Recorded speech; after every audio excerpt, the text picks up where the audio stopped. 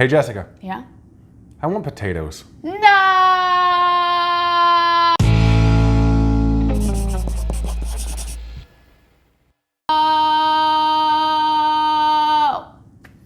Welcome to Crocs in the Kitchen. I am Brian. And I'm Jessica. Today, we're going to be eating some potatoes. As many of you may remember, we started our diet off with 2 weeks of nothing but plain baked potatoes. Yes. Nothing added, nothing taken away, no salt, no seasoning of any kind, no oil, no fat, nothing added whatsoever. It's actually almost been a year since we did that. Can you believe that, Brian? Yep, it's almost been a year. But Jessica, Yes. I'm not talking about plain baked potatoes. I'm talking about delicious, crispy, warm, nice and tasty hash browns. Ooh. Yes, hash browns, the staple of every American diet that should be considered good. Although the problem is that they're usually cooked in tons of fat and butter and covered in salt and other sorts of things like that. So how are you going to do them without oil? Well, Jessica, I decided that we're gonna have ourselves a little hash brown throwdown. We have a triple fight going on here between the Skillet, the air fryer, and the Griddler. So after our 2 weeks of potatoes, we switched to a whole food plant-based diet. And if you check out all of our other videos, you'll see a lot of different recipes and tips and all sorts of things that we've learned since then. But we don't eat a ton of potatoes, but we still do eat potatoes.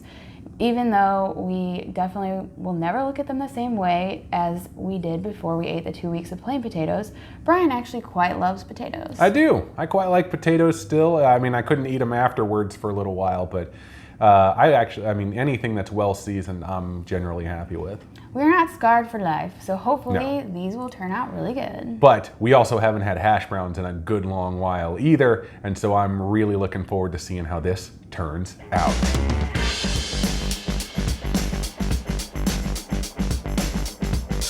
We bought frozen pre-shredded hash browns from our local store and measured out precisely 2 servings into 3 separate bowls, one for each cooking method. As you can see, we were very precise in our measurements, 170 grams for each of them. We seasoned up each bowl in the exact same way with a pinch of salt, some pepper, and some smoked paprika. After all 3 bowls were seasoned, we were ready to get this battle started.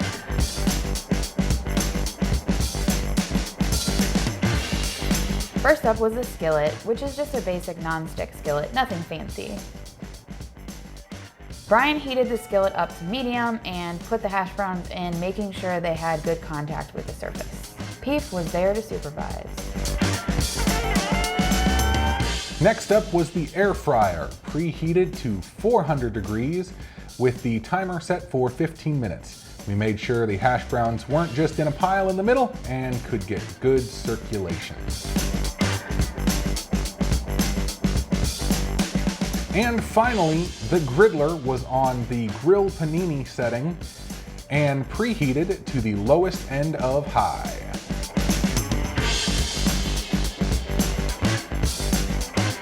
After a few minutes, we stirred the skillet And made a huge mess.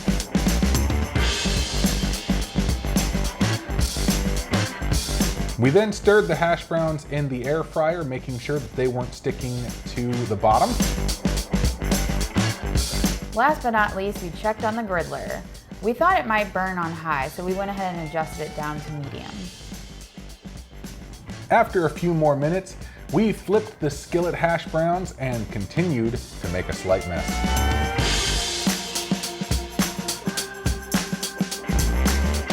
We discovered that we had burned the air fryer hash browns. They were super crispy. So we decided to start a new batch at 375 for 10 minutes. We eventually cooked them for a total of 13 minutes. And finally, after about 15 minutes without touching the hash browns on the Griddler, we flipped them once and continue to cook them for another 5 minutes. That was pretty impressive.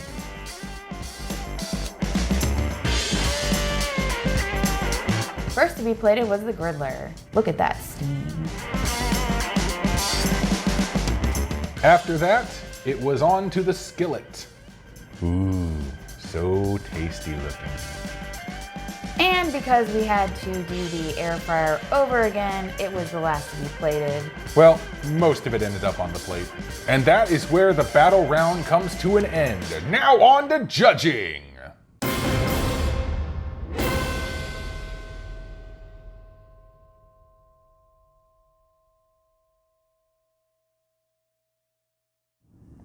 So all in all, that took about 20 minutes. We would have done it faster if we hadn't botched the first set in the air fryer.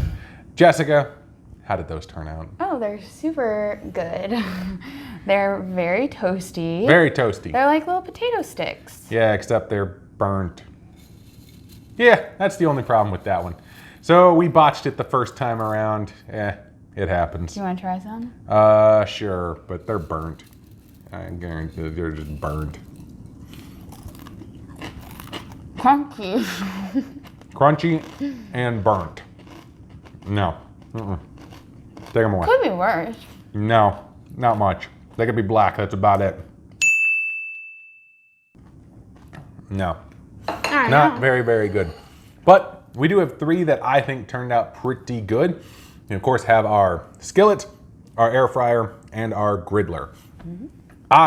Just from looks alone, I think the Griddler turned out the best. I think the air fryer did. They look crunchy but not burnt. That is true. Let's start with start with the Skillet. Skillet. I got you a fork. Thanks. Just take a little piece there. There you go. They're kind of soft. I'm sure. They're like mushy. They're seasoned well, but I expected that. But they definitely are not crunchy. Yeah, it's kind of like a potato pancake or something almost. But they're very good. Especially the middle, actually. The softness in the middle is really good, actually. They're definitely... Oh, not bad. Yeah, I mean, they're definitely soft. So if you like crunchy hash browns, don't use this method. No. But they're good. I mean, they're edible. Yep. All right, let's get on to the air fried. Ooh. These... Fancy. See, these just look like little, like, shoestring fries to me, almost. I feel like we need to use our hands for this one.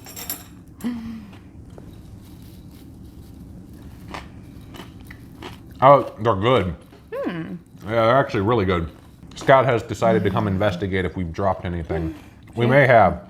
You heard the crunchy noises. That's really good, though, but not hash browns. Yeah. That'd be good with, like, as a side, just like on its own, you know, with some other dish, but I don't think that, I wouldn't call this hash browns. All right, on to the final. Really? Really? Let's get on to the last one here. So this one is in, oh, are you still chewing? She rather enjoyed this one. Now, I have some feedback. So Okay, go I ahead. would say that these ones could be better if maybe we had slightly taken them out a few minutes earlier. But what happened was when we checked it, as you saw in the video earlier, when we checked it at 10 minutes, it was still a bit kind of like raw potato in the middle of the air fryer, and the outside edges were done.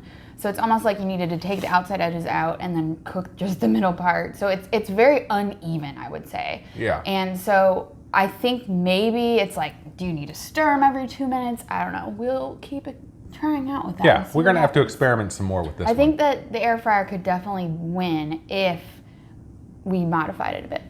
But let's try out the Griddler. Yeah. Now we've had this Griddler for a while. As you saw, it's like a press. And so this, It has grill plates on the other side, so you can use them to like a George Foreman grill kind of thing, or like that. Or you can lay it flat and just use it like a flat top grill to make pancakes or something if you like pancakes. Look at this bite. I'm gonna wait for you so we can eat them together. Scout's choking on potatoes over there. It's fine. Cheers. Cheers.